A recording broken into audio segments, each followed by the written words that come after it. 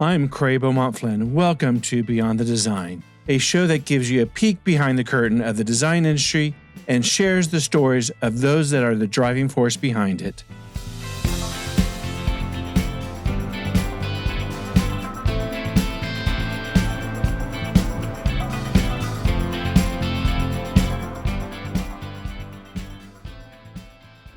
Well, welcome to Beyond the Design today, and it's our pleasure to have Ryan Jackson on our show today. How are you? I'm fine, thanks. How are you? Thanks for having me. Absolutely. So we'll just jump right into it, and why don't you start and tell us a little bit about your journey into the field of interior design and launching your own furniture collection? Sure. So maybe I had a linear and not so linear line into design. I'm a third generation designer. My father and grandfather was an engineer working in a design capacity. And on paper, it seems like a very linear march, but my way here was actually really kind of roundabout.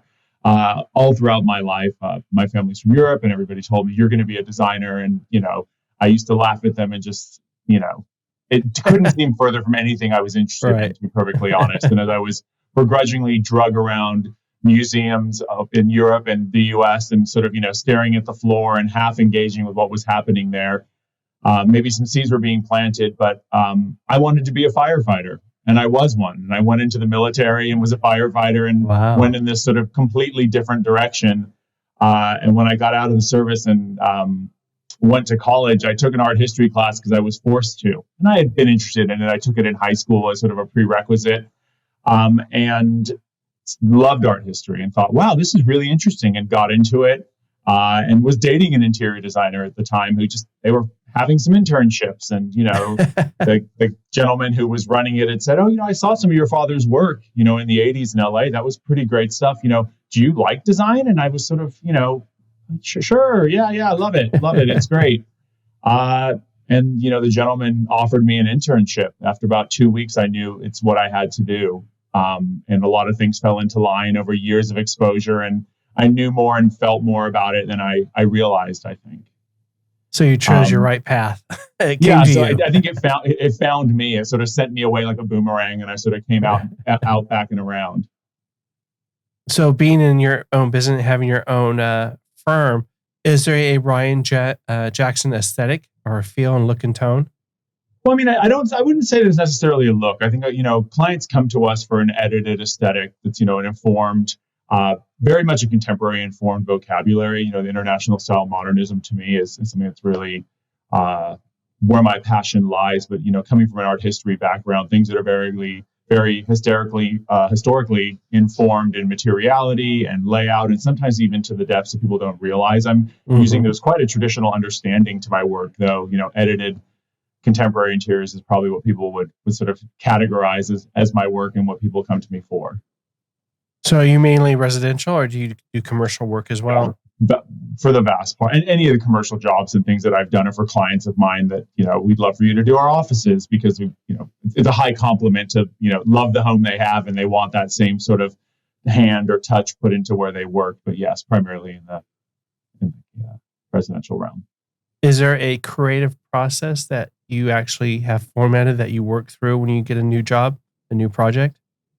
Sure. I think yes. I think the answer is yes. I think the beginning of any sort of design relationship, well before anyone's been hired, it's really, that analogy of the dance is very true. I think you're sort of, when you're signing up to work with someone in a ground up, residential project, which is what 99% of ours, if they're not historical restoration, are completely reimagining something, is you're really going to be getting in bed with this person for can be up to 7 years.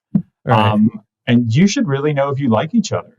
And it's even just a basis of communication, a basis of do you just like them? It's on a base level. Are they funny? Are they interesting? We are fortunate to have a window in our career of getting to know people and understand how they live and how best to respond to how they live, because this isn't just, having good taste isn't enough being an interior designer. You have to bring more to the table when you're working on the highest level of projects. You're going to be educating people. They're going to be educating you on how they live, and you're going to then have to respond there too. And that's already a tough dance or a balance or a way to interface information with people. So if there's not a great through line in the beginning, I want to make sure that we're going to have an enjoyable process. It's not easy, but it should be enjoyable. And, and then from there, it's about an exchange of ideas. Because if you've established that you communicate in a enjoyable and linear way together, then it's, that's when the fun starts. That's when you really get to connect with somebody and understand, what does this particular home need to do from them? Is it, a ski lodge in Aspen for a family of 6 people, or is it a bachelor pad high rise for an art collector? All of those programmatic pieces will come into play. And then from there, I'm gleaning and listening as much as I'm bringing and pushing design onto people. Right.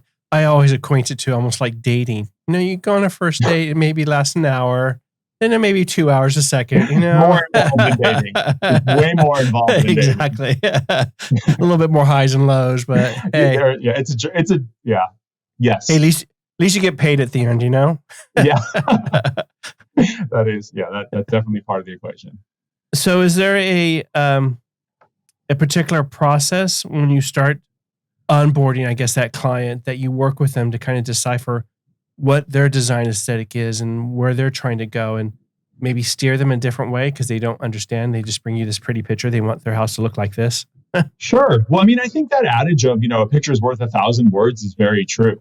We're a very tactile firm, and, the idea of, looking at actual physical magazines, ripping out pages and understanding, people can voice their design aesthetic, but a lot of the times they aren't armed with enough to be able to convey what they're looking for. And our initial process that we have is really based around, I wouldn't call it an image exchange, but, a working exchange where we'll come to people in the beginning with a couple of different mood boards that are informed by the people, who they are, the piece of architecture we're responding to, and, how they're going to live in that house and what I think is appropriate. And then we'll start this, sort of exchange of ideas and mood boards and concepts. And it can be as loose as, images on a page on an old collage board. I use a pin board where I'll just, pin pictures of things that I think are of interest to me or relevance to this project. And what sort of shakes out starts to become the beginning of this exchange for what the client's going to get. We do the same thing with materiality. That's, that we talk to everyone on the team. I don't think the design happens in a, here's your house, here's your plan, here's your, what's happening. And people say yes or no, one way or the other. It's much more of a dialogue. So we treat it as that throughout the whole process. Do you challenge the client and yourself as a creative in the project? I have to. If it didn't, it would be boring. When you sort of see a formulaic process where you'll see someone just sort of stamp out the same project over again. Yeah. For me, I don't know that I would keep me as intrigued. I love that exchange of how, none of my projects necessarily, though you'll see similarity in an understanding of design or a way to resolve a certain approach, each one is very different because they're not Ryan's design. They're Ryan's response to this individual couple, this individual person, and how they should live within it. So my process really, I follow my clients. There's informed and strong points of view that I express, and I'm happy to push back. The second that I'm telling my clients what they want to hear, they don't need me. Right. I'm there to challenge them.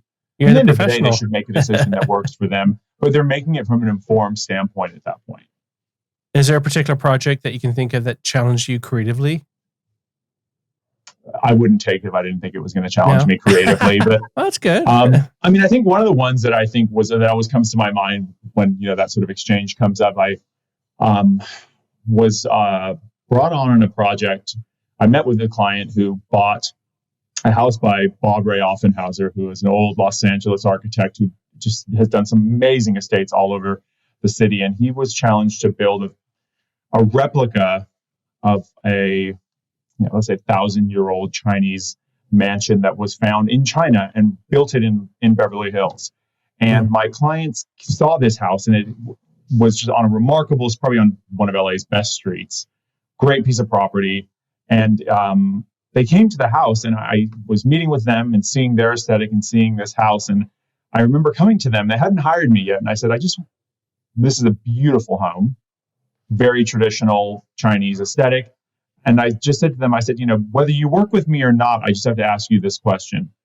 If you don't love Asian architecture, this isn't the house for you, whether you hire me or not. And they both looked at me, and I have to tell you, I think they might, to an extent, have been a bit off-put. And they said, no, we do love it. I said, well, great. Then we're starting from a great place.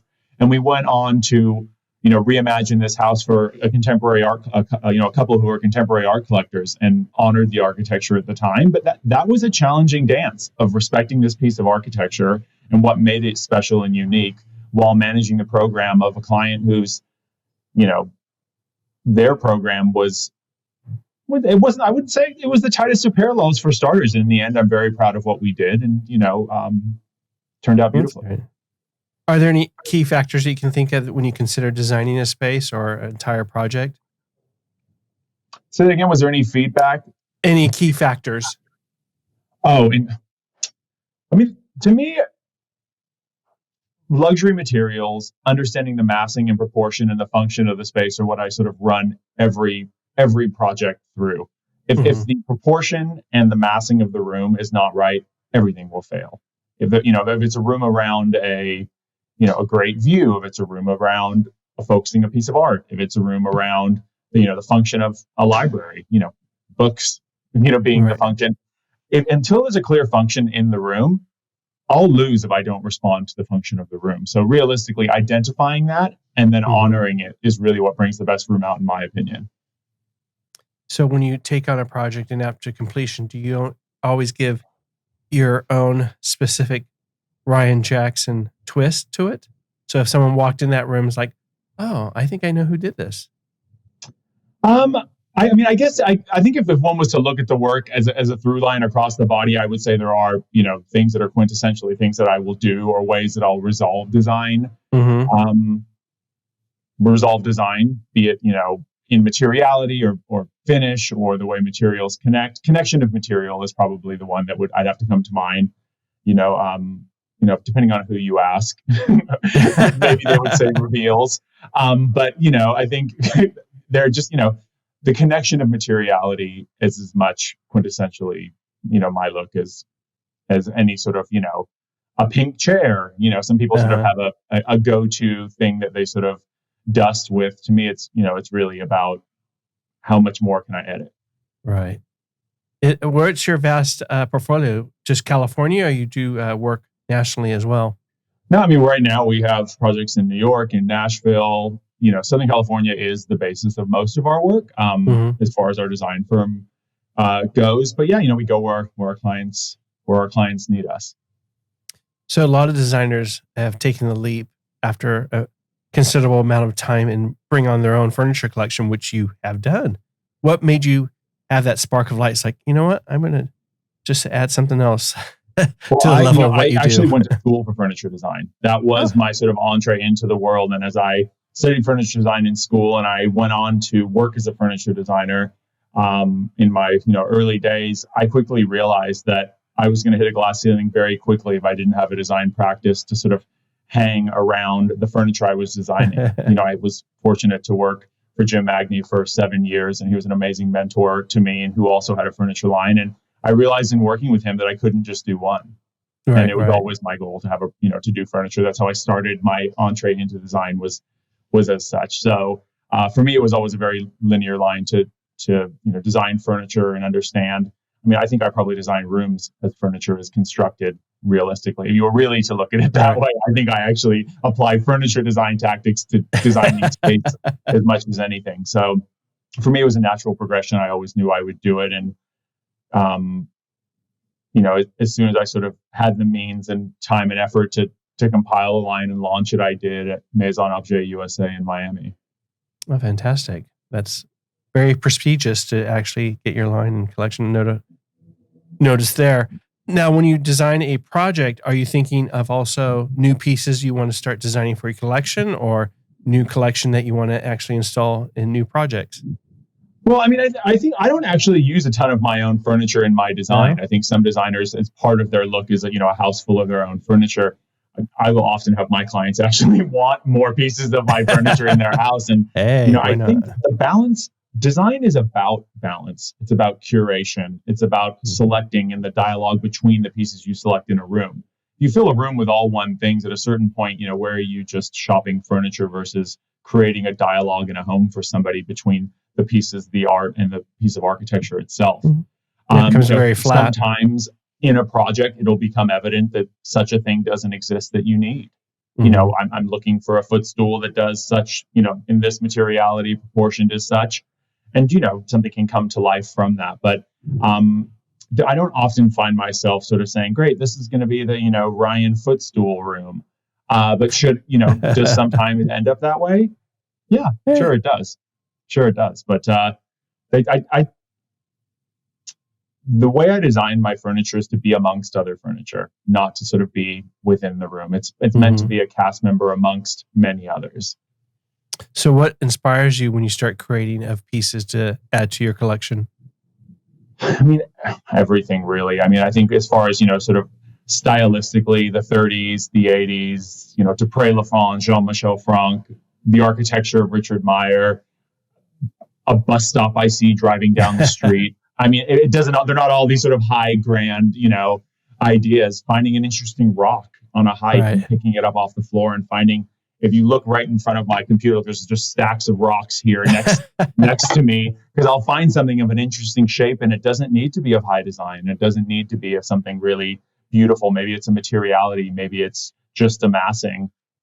I'm constantly being sort of finding things. And if you were to scan through the picture camera roll on my phone, 80% of the things you'd be like, what is this? And I know exactly, this is a great idea for a foot detail on a chair.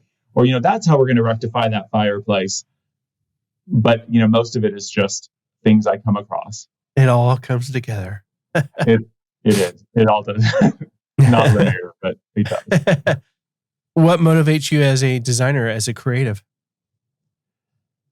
The need to learn, I think, more than anything. I think design as one thing. The two things I loved about design the most and what drive me to push even more is you'll never know it all. There's no way to know it all. There's constantly something to learn, be it from knowledge of antiques to materiality to the, you know, way a certain material will perform and how you can push it to its extremes to convey your design ideas. And then it's never different. I mean, it's never the same. It's always different. Every day is different, be it two almost identical projects on the same street in the same city of the same size. When you run that through the filter of the clients, they're two different people having different experiences. And in such, that dynamic's going to be different. And the desire to constantly learn or constantly grow and expand as a designer, and also to collaborate with the team I have that's amazing. And you know, I'm a person amongst a team, and I pride myself on that in my studio, where it's a very collaborative effort amongst everybody that's here, and we drive each other to grow, to expand, and continue to learn and get better. If you could learn it all, I would probably be bored already, but you just can't. True. No. Thankfully, there is. So. Striving to just continue to develop, I think, is one of the biggest drivers for me. You have to continue to absorb ideas and thoughts. And is there a particular project that you can think of that epitomizes your career up to date, that you really say, this is a project that I could do 10 times over because you enjoyed it so much and so much passion and drive went into it? Which I'm sure is every project, but I'm going to say one is very hard. One is hard to say. I think maybe what I could say the most and with the most level of confidence is that I've been fortunate to have some clients from the very beginning of my career who I've been fortunate to do multiple homes for at this time. And there's part of a collaborative experience that I have with that particular couple who have not only become dear friends of mine and mentors as well as clients. And I've been working on a home for them actively since I've been in business. Wow. And they are all very different homes with very different programs. And, you know, the cross section of work I've done with that particular client has been really amazing and challenging. Everything from a ground up construction to, you know, a historical restoration of a house that was recently featured in AD. That we did that, you know, really took me, you know, high 80s glam is not what people know of Ryan Jackson, but this particular house, you know, that is what this house was and what it needed to be. And I said, if you're not going to redo it to this sort of this edge and we'll run it through a filter that feels informed, this is not the right piece of architecture for you to own. That said, I could list 5 other projects right off the top of my head that I felt shaped me in a certain way. That's fantastic. Do you think there are any exciting trends that you find particularly interesting? I think the one trend that I always feel that so let's call it a subculture trend of not following trends. is the one that always resonates to me. Timeless will always work. I just recently was in the studio, and it was a great compliment paid to me by somebody who's one of the newest people on our team. And they were looking at the film for this project and just said, wow, this house feels great. It feels amazing. I'm like, yeah, we did that 20 years ago. I worked on that project 20 years ago. Wow.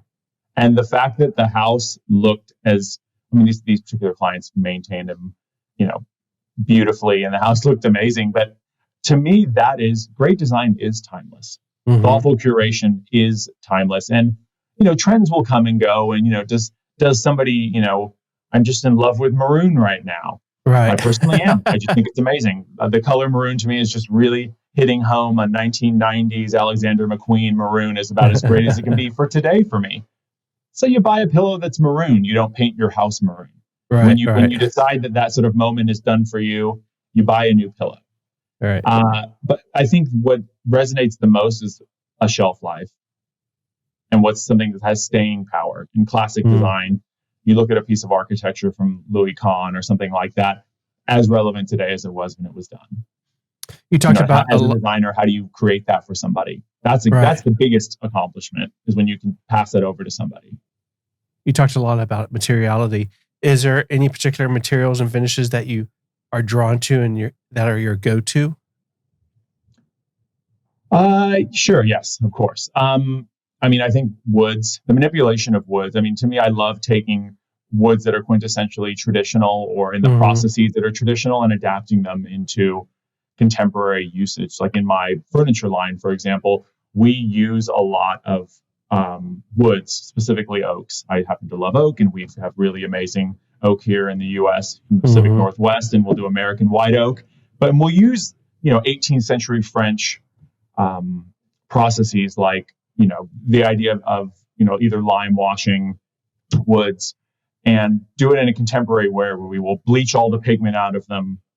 It's almost like a take on a ceruse, where we'll bleach all the pigment out of them. We'll wire brush them. And as opposed to using gesso as they would have, we'll use titanium white paint, which is like the basis of all paint starts as titanium white. And using contemporary technologies and applications in traditional woods. And I think there's something that we are constantly playing with when I talked about earlier on, this idea of contemporary and edited design that's informed by traditional method and means, using marbles and granites or terrazzo or Venetian plaster in very contemporary homes. None of those are quintessentially contemporary materials per se. Right. But how do you adapt them into a way that feels, established, not just one more white box. Right. We're done. Like, just enough already with, just white is not enough. Right. I love cerused wood. It's one of my favorites, and American walnut. I think those are my go-to.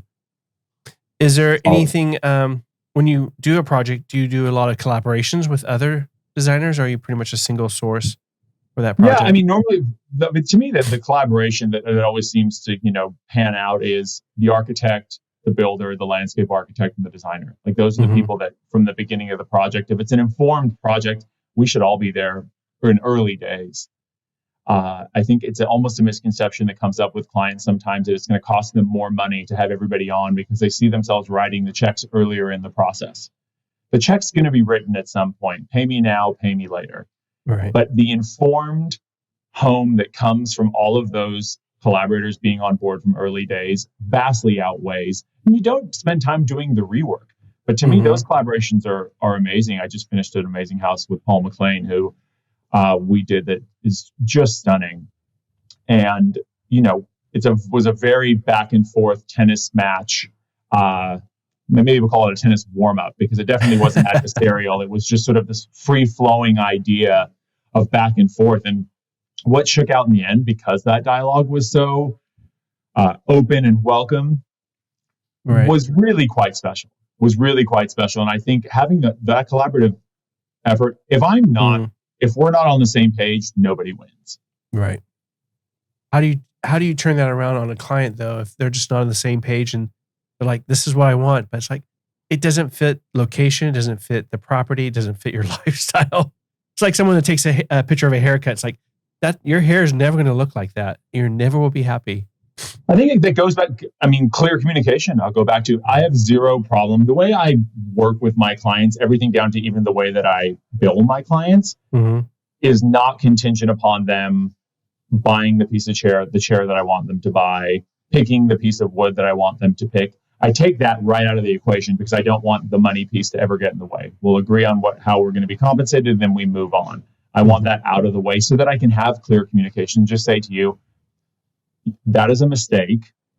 But why don't you tell me why you want to do that? I have no problem saying that because I think at the end of the day, if you can't have an open exchange with your client, you're not working with the right client. It goes back to that what we were talking about earlier. It's not I'm on your team. I'm your consultant. Right. In the end of the day, if that's what works best for you and you want to do it, I will execute it to the best of my ability, but I'll have no problem letting you know, I think what you're trying to accomplish could also be done this way, and this is why it's better. But if you just want that, at the end of the day, it is their home. It is their home. If a client came to you and says, I just want your opinion of one important factor that changed this room, what would that be? Would you say lighting, artwork, paint? What would be the one key factor? So one key factor that makes the biggest impact in a room? Yeah. Oof. You're not going to make it easy, are you? I guess the room itself, lighting. You could have an exquisite art collection, and if it's poorly lit, it could look awful. I'm always big on lighting, unapologetic about lighting. Working with lighting designers is on every job. You just must. Being a creative visual, do you always change out your own personal environment? No, I don't. I really don't. I live very minimally. Collecting and curating is a hobby. It's a craft. It's my vocation. I love beautiful things, and if I find them, I'll collect them for myself. But that itch gets scratched for me in what I do in my world. And I feel very comfortable and I'm very clear in what I like and what I want for me. And I have that. But that isn't something that doesn't come up for me more than, let's say I have other friends that are designers and we'll see what they're doing. And I'm like, wow, that seems like a lot to me. What would you say is your own personal style? How would you clarify that and describe it? For my own personal world? Yeah. Edited, thoughtful, informed, but a minimal. Yeah, I don't need it. Things can bring confusion if not done thoughtfully. And to me, that would be the biggest mistake in a room. In the vastness of your experience in creating for others, is there one particular project that you have not done yet that you really want to do? Yeah, sure. The idea of doing a boutique hotel in London, to me, has just always been something that I would love to do. There's something about British charm. There's something about the architecture and the spaces that you're given in central London, where my family is from. And there's an understanding there that I think would put me a million miles down the road of a direction I've always just sort of dreamed of. I have it in my head. I don't even know where it is, and I have it in my head. That said, I'd have to meet what the program is of the project. But I would love. I've always wanted to. Never have. Always wanted to. So, are you an Anglophile? Sure. I think that has many connotations. I guess it depends on what we're talking about. I don't know what kind of. I don't think that's this kind of podcast. So. Besides that, is there anything else that's on the Ryan Jackson list of things you want to accomplish as a creative? I think the answer would just be to continue to grow. I think my practice of creating furniture to me is such a dance. One of the biggest joys for me is to be flipping through a magazine and come across a piece of my furniture in a project of someone whose work I admire. Flipping through and saying, oh, loves, of designers who you have a really high level of respect for, and you're flipping through, or you're, working in the shop and developing a new piece of furniture and seeing it sort of come. I know what the journey of each one of those pieces is. And to just see it in a magazine, that's what really brings me joy, and continuing to do that. And as that would develop, that cycle continuing, that's what feeds me. That's what feeds me. Or looking the other day, I was at my client's home and we finished the home and we were just having a conversation about the placing of a piece of art. And her and I were walking up the staircase back up to the house and laughing. And I just stopped her short and said, this is the time that makes it the most important for me. And she stopped and looked at me and she said, what do you mean? And I said, just this exchange that we're having here. And she smiled and she grabbed my hand and she said, me too. Oh, that's great. And it's that time. If you don't get warm and fuzzies about design, this is the tough business. And if, the journey of a piece of furniture or just the sort of casual exchange that you're laughing with your client as you're citing a beautiful piece of artwork in their house, if those aren't the moments that you thrive off of, you might be in the wrong business. Yeah, you're in the wrong field. You might be, there's an easier road, but if you don't have to do it. Well, that's it. Like you go back to the communication and connection with your client when you have those moments, makes it extra special that you're doing the right thing. And that's I think the reward. You're there, you know it. Yeah. How often do you add to your collection, your furniture collection? It really depends. I think on average, we're pretty prolific. I mean, normally there's about 3 to 5 pieces a year. 5 would be the most we've ever done, but I'm picky. Like I'll get a piece to a point in prototype and just be like, not yet. We're in a world where furniture design right now is so everybody's got a piece of furniture they want to bring to market. And anyone who's ever had an upholstery shop has a furniture line in their mind's eye. And the craft of furniture making and developing is something that I pride myself on. And there's many, I call them Me Too's. There's many Me Too's out there where someone's like, I have a metal bench with a leather top. Yeah, me too. I have a metal bench with a leather top. But why is that particular bench that you need to come and put your mark on and bring it to that? And that'll weed out a lot of pieces. That'll weed out somewhere you'll bring something and you'll like it and think, but what is unique that I'm bringing to the conversation with this particular piece?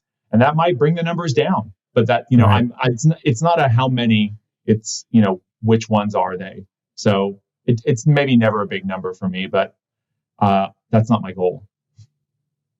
Do you have a stockpile of ideas that you just have not put down on paper or? Yeah, huge. Like there's a stack by my desk. I was actually looking because there's a stack by my desk of things that just like everything from like Post-its with a chair sketched on it to like just like files of stuff. And they're normally within an arm's reach of me because I'm thinking about them while I'm in traffic and sketching it on a Post-it that's in my center console or, on a piece of trash paper or, in my camera roll constantly. Oh, it's always going. You don't turn it off? There is no off. No. Well, not for me. Maybe for somebody. Maybe I should talk to somebody else and see how they do it. Mine's just constantly rolling. How many projects are you balancing at the moment that you have on the books? We have 8 right now. 8? Yeah, we have 8, and then we have the furniture lines in 6 cities. So between the 2, that keeps us plenty busy. Wow. But they're all in various stages and in various places. So, understanding the balance of them is what I think that's what you really learn as time develops as a designer, is you learn how to balance that process. It's a very emotional process for me. And I have to tell you, a lot of the times it isn't the volume of work that I can take on that will determine whether I do it. It's where I am in a position to balance the ebb and flow of the design process, where they're going in a space that I can feel like I can be giving 100% all the time. And sometimes I can't. I can't give that person 100%, and I'll tell them as such. Or I'm absolutely ready to take on your project and make it my priority, because the number of projects I choose to carry shouldn't dictate for a third party, my client, how much energy I can give to it. If I say yes, I'm saying 100% yes. And when you're creating, is there anything particular that inspires you, that keeps you on the cutting edge of your own, I guess, wanting to explore your knowledge and expand your knowledge? I think it's a good question. I don't know that it's one thing. I mean, I think the idea that as design evolves, to a certain extent, design is iterative. You can't design in a vacuum. You'll have been exposed to many things. If you've read books, we've all studied art history and things like that. You're being informed and you're being sort of honed and curated, or honed and informed as you're living in the world. Just your experiences will do that. And I think the biggest thing for me that if I'm trying to make sure I don't know, the cutting edge is what I'm looking for, but if I'm trying to make sure I'm bringing my best and the most pure ideas, is staying open. Going to a gallery opening on, Southwestern at 10 o'clock at night to see some kid who's still in school putting out a canvas or working with an interesting material. It's not just happening at the Broad Museum to see Jeff Koons, sculptures. It's happening, at mom and pop art fairs. It's happening all over the place. To me, that's where I'm keeping it open the most. It's easy to be inspired, standing in the Getty Center, True. looking at an Udab Arts photograph and just thinking, aren't they both amazing? Right. That is inspiring, but it's also watching, going to, Design Center and seeing a Masters of Fine Art exhibit of kids who are really pushing the boundaries. And am I pushing the boundaries in return? Yeah. Are there any particular projects that you can think of that you would take this bedroom, this living room, this kitchen, that kind of combined would be your essence? Do I have a project I designed that I think is most similar to my own? Yeah. Oof. You're trying to get me in trouble with my clients here? No. I don't know. That's a good question. I mean, I think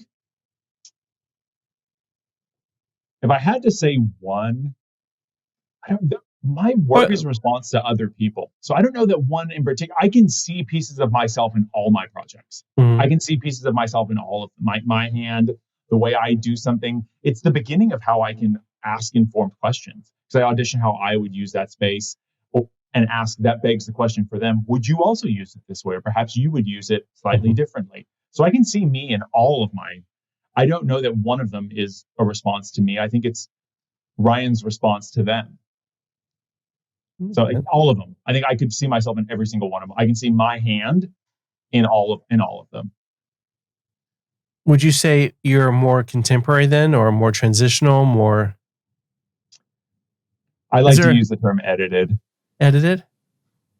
I do. I don't, because I think most people would put me in the contemporary realm. It's definitely contemporary informed work. It's not traditional work in the true historical sense, but it is absolutely informed by the basis of traditional design.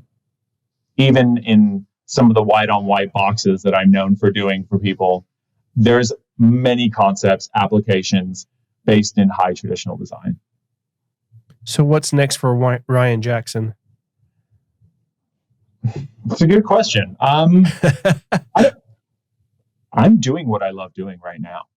And if this continues, I'm thrilled. I love my furniture line. I love collaborating with all the amazing designers that specify it and the amazing partners we have that, bring it to market, as well as I'm just fortunate to have amazing clients whose trust in me is so high. And I take that seriously. I take the trust they give me very seriously. And if it continues exactly as it's going, I should be so lucky. And I'm not saying that in a Pollyannish way. No. It's the truth. Right. How many showrooms are you represented around the country? We're in all the we're in 6 markets. So we're, Dennis Miller, Sutherland and Houston and Dallas, Maud in Denver. We're in A. Rudin showrooms in LA and San Francisco. So we're sort of touching all the key geographic regions. Right.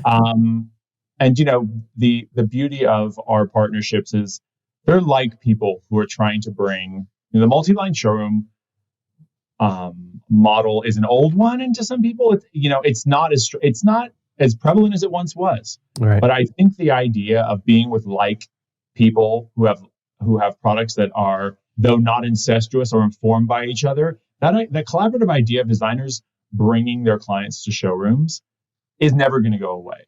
We're not just selling furniture. There has to be an experience. There has to be something beyond just what the pieces you're bringing to market. My ego isn't so large that I think someone's just going to walk in the door and because it has my name on it, they're going to buy it. I want to show them why there's value in doing it. And without those right partners in the right areas, you can't do that. I want people to see my stuff and get in there and have an experience with it. And I'm sorry, you can't do that clicking on pick your app du jour. Right. You can't. And if they know your pieces and just want access to them beyond that point, perfectly fine. But I think that exchange, that dialogue where the client can come in and sit in your chair and understand why the construction of your chair is what it is and can feel it, that will never go away. Is there a particular product that you have not designed yet that's in your pile that you still want to put out? Yeah, I want to make a bar.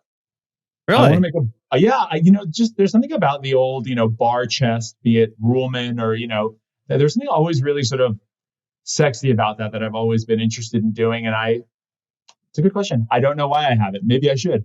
But no, I think, I would have to say a bar if I was going to first thing in my mind. You could do the bar with a bespoke hotel in London. How about that? You're on to something. Done. There you go. Where do I sign up? Well, besides that, is there any other projects that you really want to do, like a boat, a yacht, a plane, or a particular?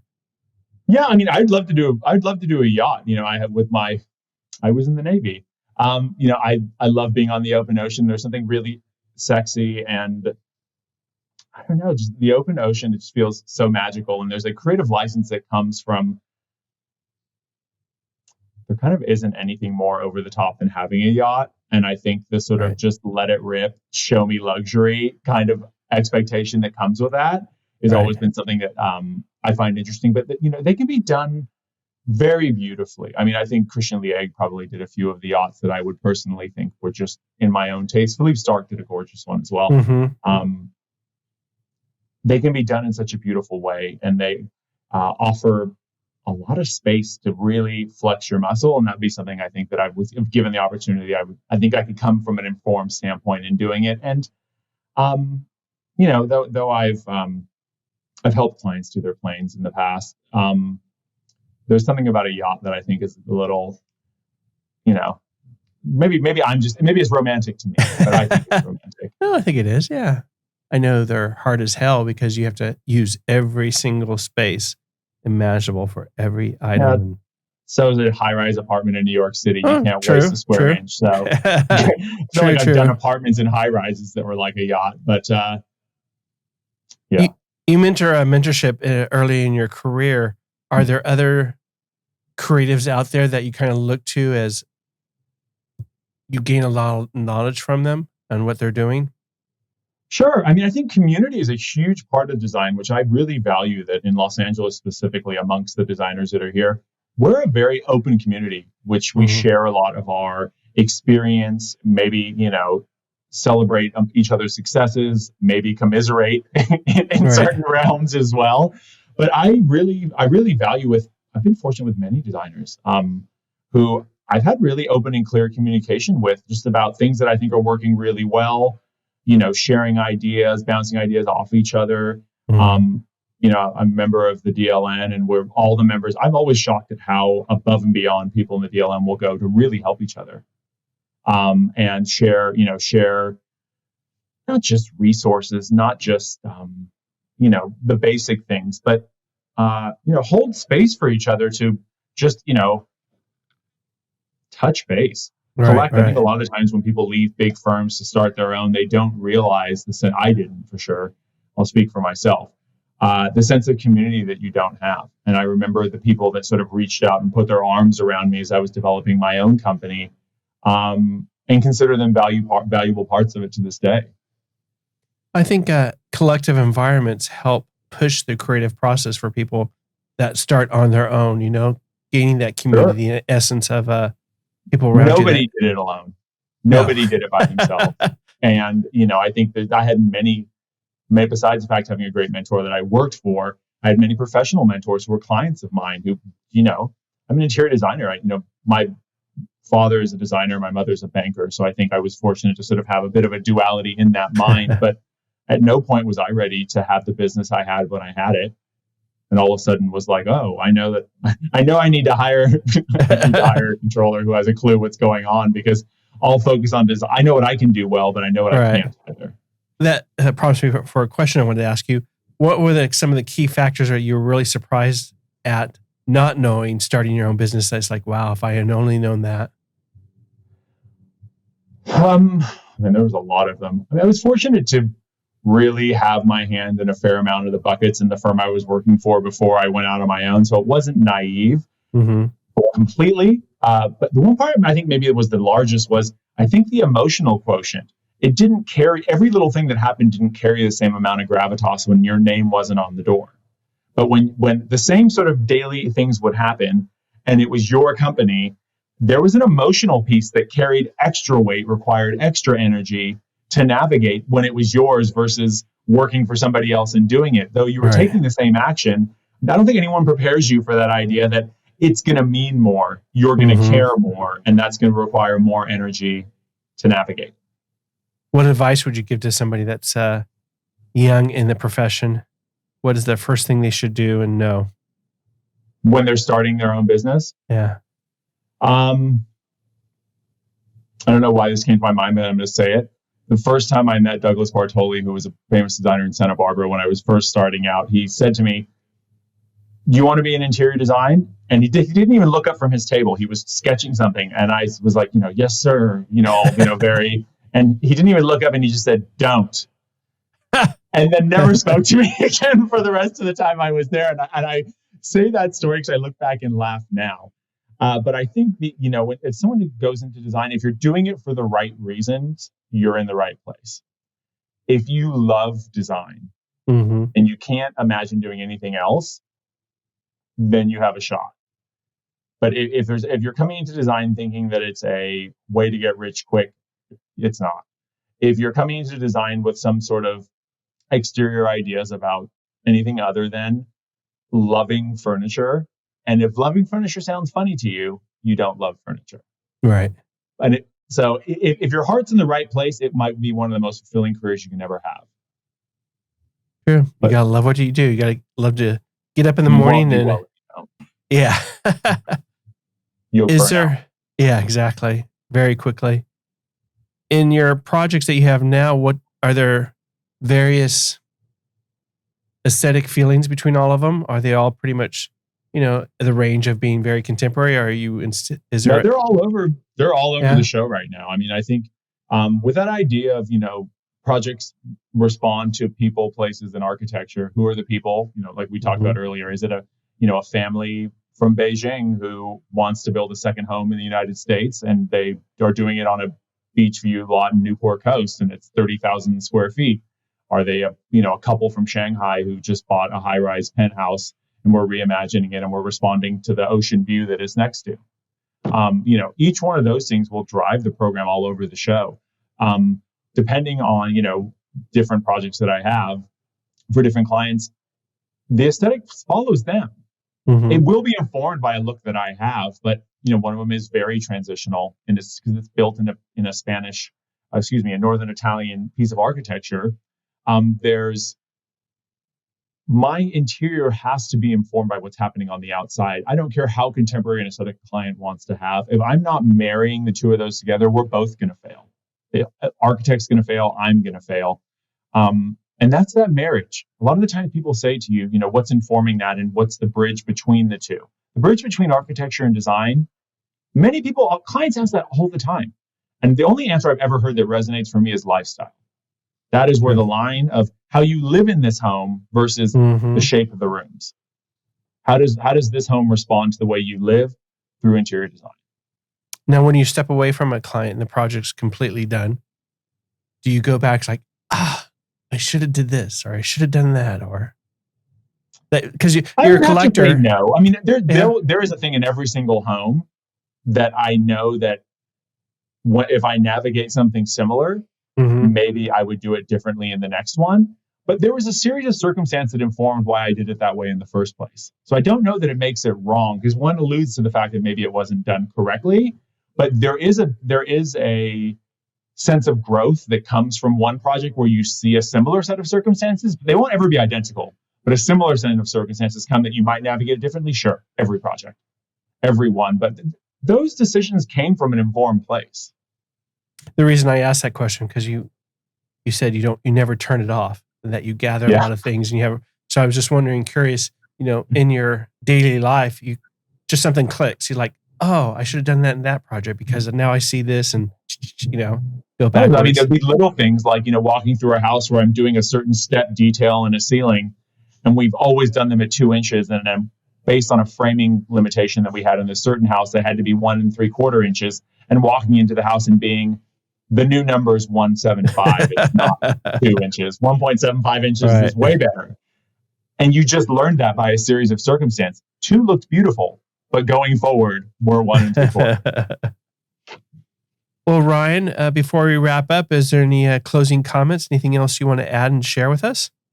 Well, first of all, thanks for having this forum to have open exchanges with, people that I respect in the design sort of sphere.